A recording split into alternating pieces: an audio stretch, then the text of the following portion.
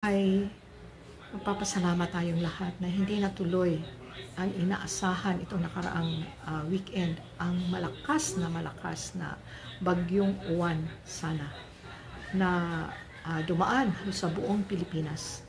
At ano ang nangyari? Ang naging hero o bayani ay ang ating inang kalikasan.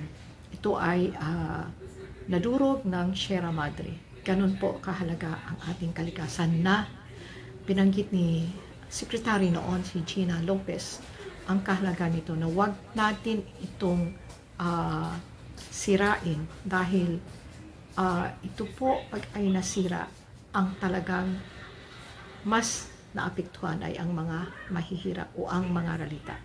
Kaya masabi natin na ang kalikasan ay karamay ng mga mahihirap o ng mga maralita. Sana ay makonsensya na itong mga politikong gahaman na nagpapakayaman dahil sa kalikasan at kinakawawa ang ating mga kapatid nating Pilipino na mahihirap.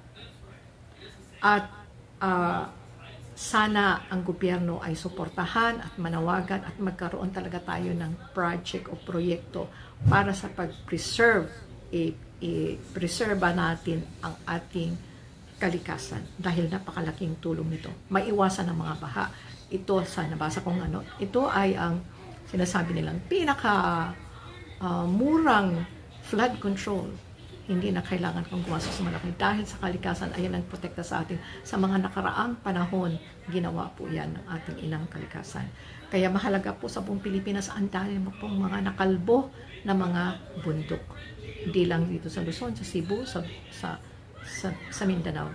Kaya po, tandaan natin mga politiko, kung kayo ay may nagpapahalaga sa kapwa Pilipino, lalo na sa mahirap, ay tigil na po yung pangungurakot. Tigil na po yung paninira sa ating kalikasan dahil ang kalikasan ay karamay ng mahihirap ng mga maralita. Salamat po.